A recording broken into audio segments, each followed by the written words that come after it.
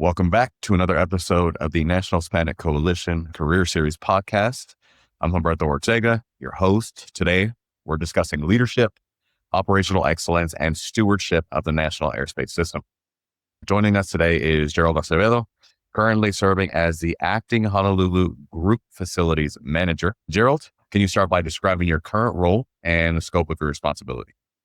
Hi, Humberto. Thank you for having me. So as the Honolulu Group Manager, I'm responsible for leading 4 managers, about 75 employees actually. We maintain all the radar communication navigational systems here on Honolulu and also for the island of Molokai and the island of Midway. About 14 of those employees are also responsible for coordinating all outages, both scheduled and unscheduled outages throughout the Hawaiian Islands, the Guam Islands, and also the Micronesian Islands. Shoot. All right. So what does a typical day look like for you in this position? Well, first I get in and I have to review all the outages that occurred the night before or even previous outages, make sure that we have the parts available and everything like that. Then we also have the brief air traffic on those outages and what we're doing. Shortly after that, I need to brief the director's office in Seattle. Usually the high full outages, the ones with the biggest impact. And I also request support either from engineering services or our technical second level SMEs.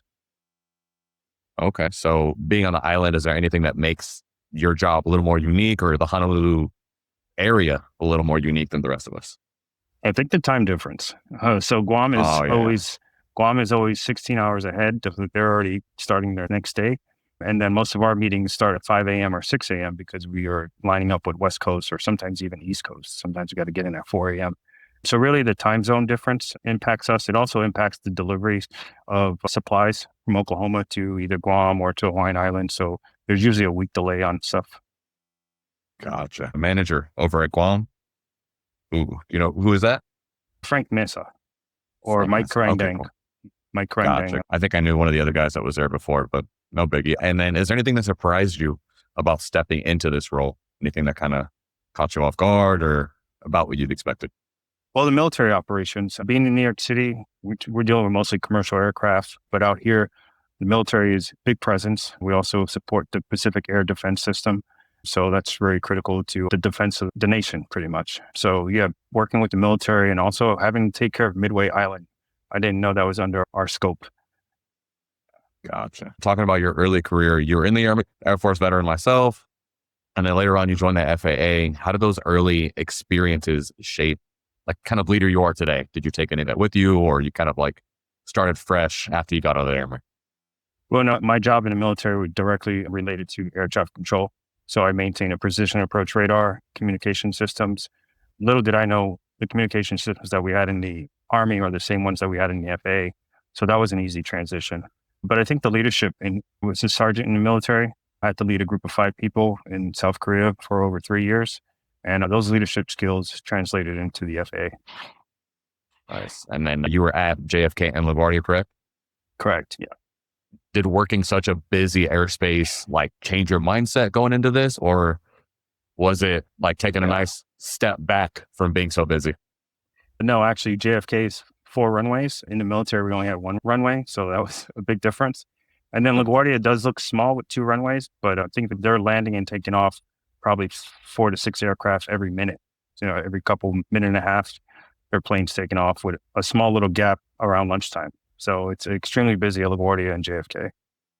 No, for sure. I mean, it's one of the most recognizable airports. Even now, everybody thinks, JFK or LaGuardia being the airport. So that's amazing that you got a chance to, be there. Now you've taken on this role. You've served as both a frontline manager and a NAS operations manager. What are the biggest challenges in leading people while managing those complex systems? It starts with the safety of the employees. We can't maintain the system and we can't maintain the equipment unless our employees are safe. So my biggest priority is making sure they're safe, making sure they have their personal protective equipment, make sure they have the tools they need, and make sure they have the right rest. So we do have fatigue rules in place. So we're making sure that we're not using the same employees to work 2 shifts or come back early in the middle of the night for a project. I think that's the biggest part. At the command center, I was the national operations manager, so I wasn't leading people, but we coordinate with the DEN, air traffic, and militaries there as well, and also the Association for the Airlines. It's really every hour we talk to the airlines and we upward report everything to the CO and the executive. So it was a different management position. It was managing operation. Gotcha. You guys, well, at least the den anyways, is always like the worst part of dealing with the emergencies, trying to answer all the questions. So, I mean, it's good that you got a chance to work alongside them. So that's pretty cool. How do you make decisions during like major NASA events? Call it Super Bowl, that just happened not that long ago. Presidential movements. I mean, obviously you're taking all these things into consideration, but is there anything that you specifically are looking for? We look to get ahead of the outages. So we do maybe our preventive maintenance a little bit earlier because we don't want to do any scheduled maintenance during an event. And also, again, making sure we have the right staffing to respond to an outage, unexpected outage. But typically we do not do maintenance during big events. No, definitely. That would make sense. How do you build that trust across all these agencies and all these people, these moving parts? How are you, building that, I guess, that foundation there? Meetings, virtual meetings. I make sure that frontline managers have unit meetings weekly. And I also meet with my frontline managers once a week. We talk about what's currently going on, what's coming up, and if we have any, it's coming from congressional visits. Sometimes the COO was just here yesterday. It was unexpected. So yeah, it's about communicating with the employees and making sure we're aware of what's going on. Gotcha. And I'm sure some of those skills that you picked up in the Army have helped you translate into dealing with these crisis situations. Anything like happened recently that you can discuss or, that you're comfortable sharing that, kind of having to deal with those crises specifically? Yeah, about 2 years ago, the super typhoon hit Guam. And with my experience in New York, I was the first frontline manager job at LaGuardia. We got hit by Hurricane Sandy. And so I learned a lot there. And we ran out. I was a technician. So I was like, all right, you got to go and fix the equipment. But I did not think about the safety matters. All right. You're stepping into water. The water could have syringes. It can be a health hazard. And I look back on that first time of reacting to a crisis. And when I was in Guam for the super typhoon, safety was paramount. I wanted to make sure that technicians were not going into a building that the roof looked like it was collapsing, or if there was water flooding or anything like that. Gotcha. Yeah, I know like when we just did that conference over in Puerto Rico, they were talking about the same thing when they had the hurricane. It was such a group effort getting all those resources from point A to point B. So I know it's, super important getting that communication from top to bottom all the way down. You've supported some major modernization efforts and national initiatives.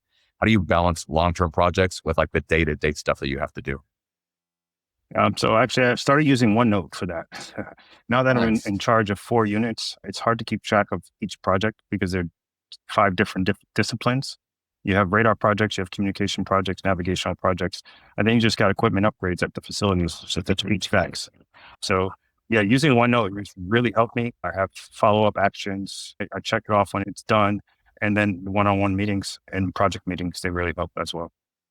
Nice. Well, shout out to our sponsors over at OneNote. Is there a project that you're really proud of right now or like something that you're really excited about? Right now, we're installing ERAM at the Honolulu control facility. But one of my biggest projects was probably transitioning from the old LaGuardia Tower to the new LaGuardia Tower. I was there from 2009 to 2012. We commissioned in 2010, though. That was the biggest project. Cutting over those services overnight, making sure that the air traffic controllers had their services by 5 o'clock in the morning, give them about 30, 40 minutes to check the system out, but always having a backup. We always had to have a backup. Sure. So that was probably the biggest project, the LaGuardia Tower. How old was that first tower? I want to say in the 60s, probably even older than that. Yeah. I do. Yeah. Is there any leadership programs that you've gone through that kind of influenced your approach or changed how you're going into a project with a different kind of mindset? Yeah. The Tech Ops Leadership Development Program, I did that in 2012. And I did the Pell program, which now is the Aspiring Managers Program. That broadened my horizon on the other lines of businesses and staff offices within the agency, because that's open to all FAA employees. So yeah, the Aspiring Managers Program, I highly recommend that to everyone because you learn a lot about the agency. Nice. I know there's always new employees that are coming in. They're looking to be supervisors, managers, take on bigger roles. So it's really important to share those opportunities with them and say, hey, look, here's this program that I went through and it helped me out a lot. So, I mean, that's great. Yeah, a lot of these, I didn't even know those were available to any FAA employee, honestly. So that's cool. And let's see, throughout your career, you've developed and led large teams. What does mentorship and talent development mean to you as a leader? It means everything to me. I'm not where I'm at because I'm only where I'm at because other people have mentored me, or I've taken some talent development courses, or someone saw something in me and said, hey, you can work on this, or take this course. This may help you. think about things differently. So currently I'm mentoring 3 frontline managers. One's in Dallas, two's on island. I always circle back with technicians that I used to work with, help them with their packages, whether it's a job application package or a leadership program application, set up mock interviews, always help them get comfortable with an interview.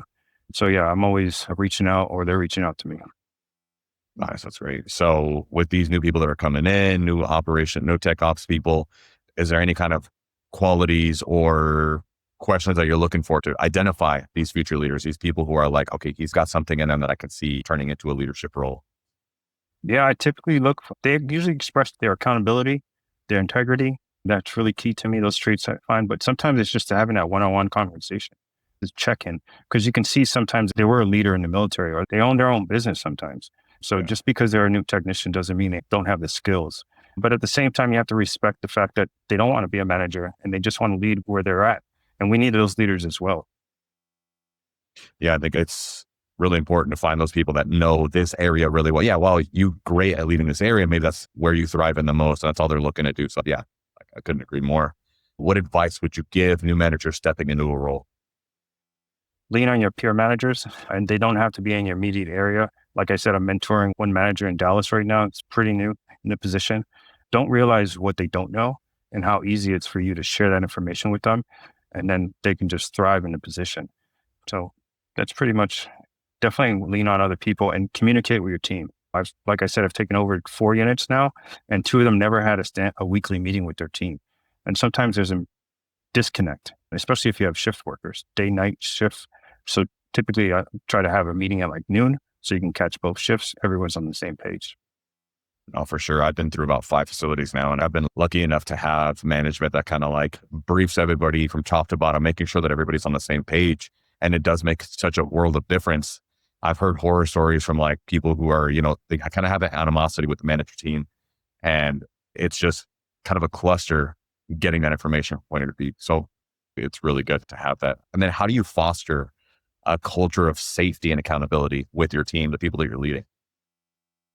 Sometimes you just got to make them aware that they're potentially doing something unsafe, and also make sure that they have the right PPE, their shoes, the right gloves, the right tools to do the job. And then the facility safety. If you see something wrong in the parking lot, have someone address it. You see something wrong with the door handle, some very simple things that an employee can get hurt at work. So elevate that as fast as possible. Yeah, I think across the board, everybody's pretty much on board with, hey, if this is for safety, it definitely takes priority. These are people's lives that we're dealing with. So obviously no expense should be spared. I couldn't agree more. Gerald, thank you for sharing your leadership journey with us. For our listeners, if you're inspired by today's conversation, you want to grow professionally, consider joining the National Hispanic Coalition. You can visit NHCFAE.org to learn more. Thank you for tuning in. We'll hope to see you in the next episode of the Career Series podcast. Well, thank you again for being with us.